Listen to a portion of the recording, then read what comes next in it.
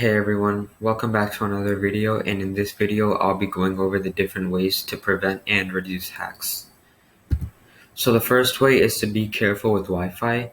What I mean exactly when I say this is a lot of people access their personal data such as bank account, or they make online credit card payments while connected to a public Wi-Fi, and this is very risky because hackers can easily hack others' personal data through Wi-Fi. So it's always recommended that when you or someone else is accessing personal data, you should always make sure that you're connected to a secure Wi-Fi. The second way is to turn off anything unnecessary. Hackers can track location or connection through GPS, wireless connection, and geo-tracking. So it's recommended that you keep these off at times when you aren't using them or when they aren't necessary. You have to make sure you download apps wisely. So before you download any app, make sure that you're downloading it from a trustworthy source and not just some shady website or other source. You should update your apps frequently and only keep the apps that you currently use. You should set stronger passwords, like when you're setting a password, you should make sure it's a combination of letters, numbers, and symbols, so it's hard for someone to guess. And if you're trying to set a pin for any Apple device, make sure it isn't a common pin like 1234 or 5678. Instead, it's one that someone can't easily predict. And if you're setting a pattern for any Android device, make sure the pattern is complex and also at the same time not one that someone else can easily figure out. You should be very careful with links. So before you click on a link, always check to make sure that the link is valid, especially if you receive an email with a link in it.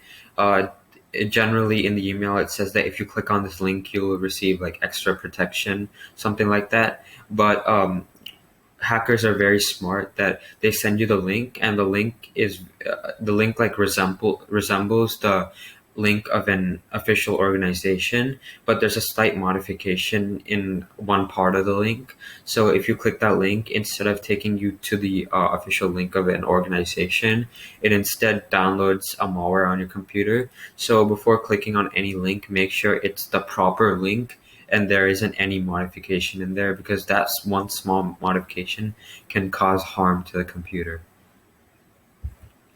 You should make sure you update your OS frequently, because outdated OS have many vulnerabilities that hackers can easily hack using those vulnerabilities.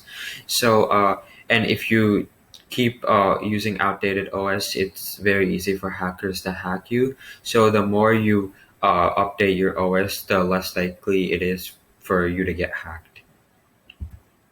You should download security programs, and before you download them, you have to make sure the ones you're about to download are legit and can fight against spyware, ransomware, and other exploits. And there are many devices that are already equipped with security programs once you buy them. So you should always check to see if your device is equipped with any. And on top of that, you should always also make sure that your firewall is protecting you.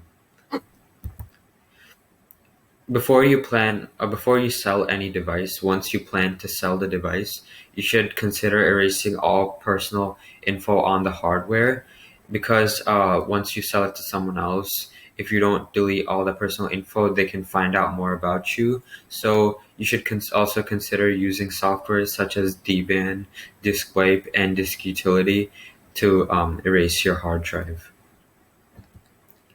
Last but not least, you should make sure that once you choose a security question, you should also choose a creative answer for it. This is because if you choose an answer to a security question that is easily figured out by others, such as your date of birth, then they can easily hack.